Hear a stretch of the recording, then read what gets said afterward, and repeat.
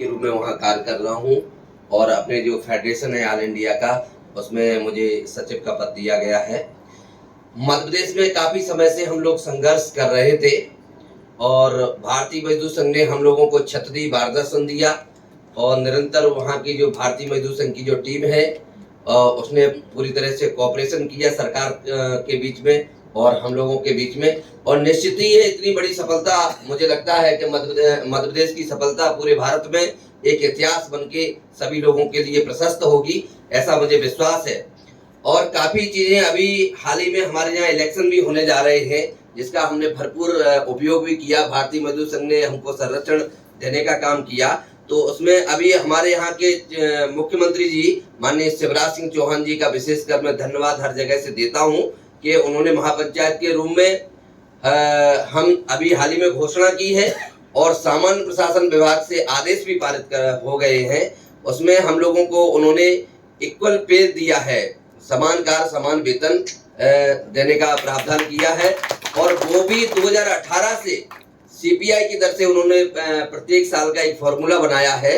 करीब मुझे लगता है कि 28% इंक्रीमेंट दिया है, आप उसको कन्वर्ट करिए, 28% इंक्रीमेंट भी मिलेगा 2018 से। ಸನ್ಮಾನ್ಯರಾದ ಜಿತೇಂದ್ರ ಭದೌರಿಯವರು ಮಧ್ಯಪ್ರದೇಶದಿಂದ ನಮ್ಮೆಲ್ಲರನ್ನು ಉದ್ದೇಶಿಸಿ ಮಾತನಾಡಲು ಬಂದಿದ್ದಾರೆ. ಅಲ್ಲಿಯೂ ಸಹ ಎಲೆಕ್ಷನ್ ನ ಸಂದರ್ಭದಲ್ಲಿ ಭಾರತೀಯ ಮಜ್ದೂರ್ ಸಂಘದ ಮಾರ್ಗದರ್ಶನದಲ್ಲಿ ಹಲವಾರು ವರ್ಷಗಳಿಂದ ಹೋರಾಟವನ್ನು ಮಾಡ್ತಾ ಈಗಿನ ಎಲೆಕ್ಷನ್ ನ ಒಂದು ಸಂದರ್ಭದಲ್ಲಿ ಅವರು ಹೋರಾಟದ ಮಹಾಪಂಚಾಯತ್ ಅನ್ನು ಮಾಡಿದಾಗ ಸನ್ಮಾನ್ಯ ಮುಖ್ಯಮಂತ್ರಿಗಳೇ ಅಲ್ಲಿ ಬಂದು ಸಮಾನವಾದ ವೇತನವನ್ನ ಕೊಡ್ತೀನಿ ಅಂತ ಆಲ್ರೆಡಿ ಮಾತಾಡಿ ಈಗ ಆಲ್ರೆಡಿ ಆದೇಶಗಳನ್ನ ಜಾರಿ ಮಾಡಿದ್ದಾರೆ. ಅದರೆಲ್ಲರ ಶ್ರೇಯ ಅವರ ಸತತವಾದ ಹೋರಾಟ ಮತ್ತು ಭಾರತೀಯ ಮಜ್ದೂರ್ ಸಂಘಕ್ಕೆ ಸಲ್ತದೆ. 2018 से सीपीआई की दर से इंक्रीमेंट 28% लगभग 28% इंक्रीमेंट 2018 ರಿಂದ ಪೂರ್ವಾನ್ವಯವಾಗಿ ಅಪ್ಲೈಟೇಬಲ್ ಆಗೋ ರೀತಿಯಲ್ಲಿ ಇಲ್ಲಿವರೆಗೂ ಕೊಡ್ತೀನಿ ಅನ್ನೋ ಭರವಸೆ ಸಹ ಕೊಟ್ಟಿದ್ದಾರೆ. जी, और अभी जो हम लोगों को हेल्थ पॉलिसी का कोई लाभ नहीं मिलता था, तो सभी लोगों को हेल्थ पॉलिसी का 5 लाख तक का बीमा सभी लोगों को मिलेगा। ಇಲ್ಲಿವರೆಗೂ ಯಾವುದೇ ಸ್ವಾಸ್ಥ್ಯ ಅಂದ್ರೆ ಆರೋಗ್ಯ ವಿಮೆ ಇರ್ತಿರ್ಲಿಲ್ಲ. ಇನ್ನು ಮೇಲಿಂದ ಅವರಿಗೆ 5 ಲಕ್ಷದವರೆಗೂ ಎಲ್ಲಾ ನೌಕರರಿಗೂ ಆರೋಗ್ಯ ವಿಮೆಯನ್ನು ನೀಡತಕ್ಕಂತ ಒಂದು ಕ್ರಮವನ್ನ ಮಧ್ಯಪ್ರದೇಶ ಸರ್ಕಾರ ತಗೊಂಡಿದೆ ಮತ್ತು ಹೋರಾಟದ ಫಲವಾಗಿ ಅದು ಸಿಕ್ಕಿದೆ ಅಂತ ಜಿತೇಂದ್ರ ಭದೌರಿಯ ಅವರು ರಾಷ್ಟ್ರೀಯ ಮಹಾಮಂತ್ರಿ ನಮ್ಮ ಆರೋಗ್ಯ ಇಲಾಖೆಯ ಆರೋಗ್ಯ ಇಲಾಖೆ ಮತ್ತು NHM ನ ಗುತ್ತಿಗೆ ಹೊರಗುತ್ತಿಗೆ ನೌಕರರ ಮಹಾ ಸಂಘದ ವತಿಯಿಂದ ಹೇಳ್ತಾ ಇದ್ದಾರೆ. अनुकंपा नियुक्ति की पात्रता हम लोगों को नहीं थी NHM के अंतर्गत। जब हमारे परिवार में कहीं कोई साथी छूट जाता था, किसी की डेथ हो जाती थी काम करते हुए, तो बिल्कुल ही विभाग पूरी तरह से हाथ खड़े कर देता था और उसका नाता खत्म हो जाता था 1 या 2 सैलरी देकर के, और परिवार पूरी अनाथ हो जाता था। आज माननीय मुख्यमंत्री जी ने अनुकंपा नियुक्ति देने का काम मध्य प्रदेश में किया है। ಇಲ್ಲಿ ಅನುಕಂಪ ಆಧಾರಿತ ನೌಕರಿ ಏನು ಇವತ್ತು ನಮ್ಮ ರಾಜ್ಯದಲ್ಲಿ ಬರೀ ಕಾಯಂ ನೌಕರಿಗೆ ಮಾತ್ರ ಸಿಗ್ತದೆ, ಅದು ಮಧ್ಯಪ್ರದೇಶ ರಾಜ್ಯದಲ್ಲಿ ಗುತ್ತಿಗೆ ಆಧಾರದಲ್ಲಿ ಕಾರ್ಯನಿರ್ವಹಿಸುತ್ತ NHM ನೌಕರಿಗೂ ಸಹ ಅನ್ವಯ ಆಗುವಂತೆ ಜಾರಿ ಮಾಡಿದ್ದಾರೆ. ಸೊ ಆ ಒಂದು ಸುವಿಧಾ ಸಹ ಅವರಿಗೆ ಸಿಕ್ಕಿದೆ ಅಂತ ಅವ್ರು ಹೇಳ್ತಿದ್ದಾರೆ. ಮತ್ತೆ ಅಲ್ಲಿನ ನೌಕರಿಗೆ ಇದರಿಂದ ಬಲ ಬರುತ್ತೆ ಅಂತ ತಿಳಿಸಿದ್ದಾರೆ. NPS हम लोगों को EPF करता था, जो 15,000 तक का सैलरी मिलता है उनका हमेशा EPF करता था, और जो 15,000 से ऊपर सैलरी मिलता है उनके लिए कोई EPF की सुविधा नहीं थी। परंतु माननीय मुख्यमंत्री जी ने हाल ही में NPS देने का काम किया है, न्यू पेंशन स्कीम जिसे बोलते हैं। NPS सभी NHM के कर्मचारियों को NPS का लाभ मिलेगा। ಇಲ್ಲಿವರೆಗೂ ತಮಗೆಲ್ಲ ತಿಳಿದಿದೆ, ರಾಷ್ಟ್ರದಲ್ಲೇ ಮೊದಲ ಬಾರಿಗೆ ಪೆನ್ಷನ್ ನ ರಾಷ್ಟ್ರೀಯ ಆರೋಗ್ಯ ಅಭಿಯಾನದ ನೌಕರರಿಗೂ NPS ನೀಡುವ ಒಂದು ನಿರ್ಣಯವನ್ನು ಸಹ ಮಧ್ಯಪ್ರದೇಶ ಸರ್ಕಾರ ನಮ್ಮ ಸಹೋದ್ಯೋಗಿಗಳ ಒಂದು ಹೋರಾಟದ ಫಲವಾಗಿ ನೀಡಿದೆ. ಅಲ್ಲಿ NPS ಅಂದ್ರೆ ನ್ಯೂ ಪೆನ್ಷನ್ ಸ್ಕೀಮ್ ಅಳವಡಿಸಿ ಎಲ್ಲಾ ನೌಕರರಿಗೆ ಪೆನ್ಷನ್ ಅನ್ವಯ ಆಗುವಂತೆ ಜಾರಿ ಮಾಡಿದ್ದಾರೆ. जो हाल ही में रेगुलर पद निकलेंगे या विभागीय परीक्षा के द्वारा 50% आरक्षण उन्होंने लागू किया है कि NHM से या संविदा से 50% पद रेगुलर के भरे जाएंगे, ऐसा प्रावधान किया है।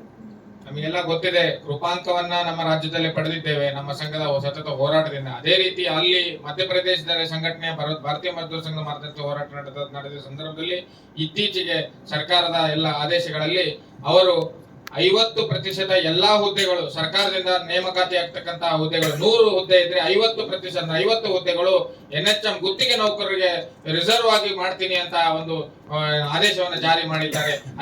ಅದು ಅವರು ನಮ್ಮೆಲ್ಲರ ಮುಂದೆ ತಿಳಿಸ್ತಾ ಇದ್ದಾರೆ.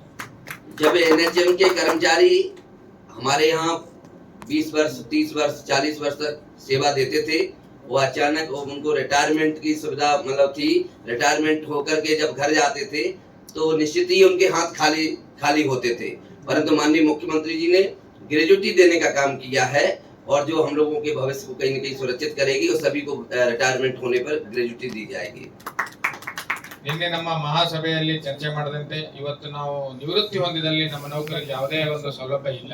ಅದೇ ಒಂದು ವಿಷಯದಲ್ಲೂ ಸಹ ಮಧ್ಯಪ್ರದೇಶದಲ್ಲಿ ನಡೆದಂತ ಹೋರಾಟ ಸಂದರ್ಭದಲ್ಲೂ ಸಹ ಅವರಿಗೆ ಈಗ ರಿಟೈರ್ಮೆಂಟ್ ಸಂದರ್ಭದಲ್ಲಿ ಅವರ ಜಾಯಿನ್ ಆದ ದಿನದಿಂದ ಗ್ರಾಚ್ಯುಟಿ ಮೊತ್ತವನ್ನು ಕೊಡುವುದಾಗಿ ಸರ್ಕಾರ ಭರವಸೆ ನೀಡಿದೆ. ಅದರಿಂದ ಅವರು ರಿಟೈರ್ಮೆಂಟ್ ಆದ ಸಂದರ್ಭದಲ್ಲಿ ಹೇಗೆ ಬೇರೆ ನೌಕರರು ರಿಟೈರ್ಡ್ ಆದಾಗ ಒಂದಿಷ್ಟು ಮೊತ್ತವನ್ನು ಪಡಿತಾರೆ, NHM ನೌಕರರು ಸಹ ಮಧ್ಯಪ್ರದೇಶದಲ್ಲಿ ರಿಟೈರ್ಮೆಂಟ್ ಫಂಡ್ ನ ಪಡೆಯುವ ಒಂದು ವ್ಯವಸ್ಥೆಯನ್ನು ಮಾಡಿದೆ.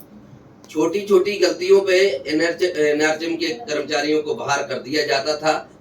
हर साल बॉन्ड की प्रक्रिया होती थी और कहीं न कहीं हम लोगों का जीवन अस्थिर था, डर बना रहता था। नौकरी करने के साथ साथ वो माननीय मुख्यमंत्री जी ने पूरी तरह से खत्म कर दिया है और आसानी से NHM का कोई कर्मचारी अगर छोटी मोटी गलती हो जाती है तो निकाला नहीं जाएगा और जो बॉन्ड की प्रक्रिया थी बार बार वो भी बिल्कुल पूरी तरह से समाप्त कर दी गई है। अब जब आप पहली बार नौकरी करेंगे तभी एक ही बार बॉन्ड भरा जाएगा, ऐसा प्रावधान किया गया। ಗೊತ್ತಿದೆ, ಸರ್ಕಾರ ವಲಯದಲ್ಲಿ ಕೆಲಸ ಮಾಡ್ತಕ್ಕಂಥ ತುಂಬಾ ಚಾಲೆಂಜಿಂಗ್ ಆಗಿರ್ತದೆ. ಸಣ್ಣ ಪುಟ್ಟ ತಪ್ಪುಗಳಾಗಿ ನೌಕರರನ್ನ ತೆಗೆಯುವ ಪ್ರಕ್ರಿಯೆ ಎಲ್ಲಾ ರಾಜ್ಯದಲ್ಲೂ NHM ಅಡಿಯಲ್ಲಿ ಇದೆ. ಆ ಒಂದು ಪ್ರಕ್ರಿಯೆ ರದ್ದಾಗಬೇಕು ಅಂತ ಅವರು ಹೋರಾಟ ಮಾಡೋ ಸಂದರ್ಭದಲ್ಲಿ ಇನ್ನು ಮೇಲಿಂದ ಅವರ ಬಾಂಡ್ ಲೈಫ್ ಅಲ್ಲಿ ಒಂದೇ ಸರಿ ತಗೋತಾರೆ. ಲೈಫ್ ಅಲ್ಲಿ ಜಾಯ್ನಿಂಗ್ ಆಗೋ ಟೈಮಲ್ಲಿ ಒಂದ್ಸರಿ ಬಾಂಡ್ ತಗೊಂಡ್ರೆ ಮತ್ತೆ ಯಾವತ್ತೂ ನಿಮ್ಮನ್ನ ಬಾಂಡ್ ಕೇಳಲ್ಲ ಮತ್ತು ಮುಂದಿನ ದಿನಗಳಲ್ಲಿ ಆ ಬಾಂಡ್ ಪ್ರಕ್ರಿಯೆಯಿಂದ ರದ್ದು ಮಾಡಬೇಕು ಅಂತ ಸರ್ಕಾರ ಆದೇಶ ನೀಡಿದೆ ಅಂತ ಮತ್ತೆ ಆ ಒಂದು ಭದ್ರತೆಯನ್ನು ಅವ್ರಿಗೆ ಒದಗಿಸಿದೆ ಅಂತ ನಮ್ಮ ಸಹೋದರ ಹೇಳ್ತಿದ್ದಾರೆ. ऐसा तभी संभव हो सकता है जब सही दिशा में सही मार्गदर्शन में चलते हैं और निश्चित ही मैं इस बात को कहूंगा कि मध्य प्रदेश में भारतीय मजदूर संघ ने सरकार और कर्मचारियों के बीच में एक सेतु बनाने का काम किया और निश्चित ही एक फेडरेशन हमारा जो अभी बना है और दिल्ली तक हमारी बात को पहुंचाने का काम किया आदरणीय सुरेंद्र पांडे जी भाई साहब ने और हम लोगों को बहुत चीजें उपलब्ध कराई। यह तभी संभव हो सकता है जब आप लोग अपने लीडर को साथ देंगे और अपने आंदोलन में, अपनी बैठकों में, अपने विचारों में निरंतरता लाएंगे तो निश्चित ही कोई भी सरकार हो, सरकार को हम सभी की मांगे मानना पड़ेंगी और आप लोगों के निरंतर एक इच्छा शक्ति होना चाहिए, आपके अंदर एक लगन होना चाहिए। मैं विशेषकर हमारे जो प्रदेश के अध्यक्ष हैं डॉक्टर सुनील यादव जी, इनका मैं जिक्र करूंगा। ऐसा कोई दिन नहीं गया, मैं डॉक्टर सुनील यादव जी को आमंत्रित करता हूं कि वो साथ में आए। ऐसा कोई दिन नहीं गया मध्य प्रदेश में और शायद मुझे लगता है भाई साहब हम लोगों के फोटो और कहीं न कहीं एक्टिविटी को देखते भी होंगे कि ऐसा कोई दिन नहीं गया जिस दिन हम लोगों ने कोई न कोई एक्टिविटी नहीं की हो मध्य प्रदेश में। निरंतर अधिकारियों से, निरंतर मंत्री से, निरंतर मुख्यमंत्री से, यहाँ तक निरंतर BMS से, ये हम सभी का दायित्व बनता है कि BMS के साथ भी कोऑर्डिनेशन बनाएं और बिल्कुल BMS के साथ अपनी पीड़ा को बताएं और BMS के विचारों के साथ, जहाँ विचार और जहाँ आप लोगों का एक इच्छा शक्ति नहीं होगी तो BMS भी कुछ नहीं करेगा। आप पहले BMS से जुड़िए, BMS का विश्वास जीतिए तो निश्चित ही आप दिशा में चलेंगे और सफल होंगे, ऐसा हमें भरोसा है। बहुत बहुत धन्यवाद। ಕೊನೆಯದಾಗಿ ಅವರ ಮಾತಿನಲ್ಲಿ ಹೇಳೋಕೆ ಬಯಸ್ತದೇನೆಂದ್ರೆ ಇಷ್ಟೆಲ್ಲ ಅಚೀವ್ಮೆಂಟ್ ಆಗಿರೋದು ಯಾರೊಬ್ಬರ ಒಂದು ಹೋರಾಟದಿಂದ ಅಲ್ಲ. ನಾವು ಸತತವಾಗಿ ಹಲವಾರು ವರ್ಷಗಳಿಂದ ಇದೇ ಸರ್ಕಾರದ ವಿರುದ್ಧ ಹೋರಾಡಿದ್ದೇವೆ. ಕೊನೆಯದಾಗಿ ಇಷ್ಟು ವರ್ಷದ ಹೋರಾಟದ ಫಲವಾಗಿ ಈಗ ನಮಗೆ ಆ ಒಂದು ಯಶಸ್ಸು ದೊರಕಿದೆ. ಈ ಯಶಸ್ಸಿನ ಹಿಂದೆ ನಮ್ಮ ಹೋರಾಟದ ಜೊತೆಗೆ ಭಾರತೀಯ ಮಜ್ದೂರ್ ಸಂಘ ಒಂದು ಸೇತುವೆಯಾಗಿ ಕೆಲಸ ನಿರ್ವಹಿಸಿದೆ. ಸರ್ಕಾರದ ಜೊತೆ ಮತ್ತು ನಮ್ಮ ಜೊತೆ ಒಂದು ಸಂಧಾನ ಮಾಡಿ ಮತ್ತು ಮಾರ್ಗದರ್ಶನ ಮಾಡಿ ಈ ಹೋರಾಟ ಮತ್ತು ಈ ಬೇಡಿಕೆಗಳು ಈಡೇರುವಲ್ಲಿ ನಮ್ಮ ಹೋರಾಟದ ಜೊತೆಗೆ ಭಾರತೀಯ ಮಜ್ದೂರ್ ಸಂಘದ ಒಂದು ಭಾಗತ್ವ ಮತ್ತು ಸರ್ಕಾರದೊಂದಿಗಿನ ಯಶಸ್ವಿ ಸಂಧಾನಗಳು ಇಲ್ಲಿ ಆಗಿದೆ ಅಂತ ಹೇಳಿ ಅವರು ಹೇಳಿದ್ದೊಂದೇ ಅವರ ಜೊತೆಗೆ ಹೆಜ್ಜೆ ಹಾಕಿರ್ತಕ್ಕಂಥ ನಮ್ಮ ಮಧ್ಯಪ್ರದೇಶದ ಸ್ವಾಸ್ಥ್ಯ ಸಂವಿಧಾ ಕರ್ಮಚಾರಿ ಸಂಘದ ಅಧ್ಯಕ್ಷರಾಗಿರ್ತಕ್ಕ ಡಾಕ್ಟರ್ ಸುನೀಲ್ ಅವರನ್ನು ಅವರು ನೆನಪಿಸಿಕೊಂಡ್ರು. ಇದೇ ರೀತಿ ಪ್ರತಿ ಹಂತದಲ್ಲಿ ಪ್ರತಿ ಜಾಗಗಳಲ್ಲಿ ಹೋಗಿ ಅವರು ಸಂಘಟನೆ ಮಾಡಿದ್ದಾರೆ. ಸುಮಾರು 10 ವರ್ಷಗಳಿಂದ ಸತತವಾಗಿ ಭಾರತೀಯ ಮಜ್ದೂರ್ ಸಂಘದ ನೆರಳಲ್ಲಿ ಅವರು ಕೆಲಸ ಮಾಡಿರೋ ಪ್ರಯುಕ್ತ ಇವತ್ತು ಇಷ್ಟು ದಿನ ನಾವು ಹರಿಯಾಣ ಎಕ್ಸಾಂಪಲ್ ಅಂತಿದ್ವಿ. ಇವತ್ತು ನಾವೆಲ್ಲ ರಾಷ್ಟ್ರ ಮಟ್ಟದಲ್ಲಿ ಮಧ್ಯಪ್ರದೇಶ ಉದಾಹರಣೆ ಲೇಖೆ ಬಾತ್ ಕರೆ ಅಂದ್ರೆ ಮಧ್ಯಪ್ರದೇಶದ ಉದಾಹರಣೆಯನ್ನು ತಗೋತಾ ಇದ್ದೀವಿ. ಇದೆಲ್ಲ ಯಶಸ್ಸಿನ ಹಿಂದೆ ಒಂದು ತಂಡವಾಗಿ ಕೆಲಸ ಮಾಡಿದ್ದೇವೆ. ಗುರುವಾಗಿ ಭಾರತೀಯ ಮಜ್ದೂರ್ ಸಂಘ ಸಿಕ್ಕಿದೆ ಮತ್ತು ಸರ್ಕಾರಕ್ಕೆ ಸತತವಾಗಿ ಹೋರಾಟ ಮಾಡಿದಾಗೆ ಈ ರೀತಿ ಆಗಿದೆ ಅಂತ ಹೇಳಿ ಅವರು ತಮ್ಮ ಕೊನೆಯ ಒಂದು ಮಾತನ್ನ ಮುಗಿಸಿದ್ರು. ಈಗ ನಮ್ಮೆಲ್ಲ ಉದ್ದೇಶ ನಮ್ಮ ಮಧ್ಯಪ್ರದೇಶ भारत माता की जय, भारत हरियाणा की जय। हरियाणा 3 ಅವರೆಲ್ಲರ ಅನಿಸಿಕೆಗೆ ಮತ್ತು ಡಾಕ್ಟರ್ ಸುನೀಲ್ ಯಾದವ್ ಅವರು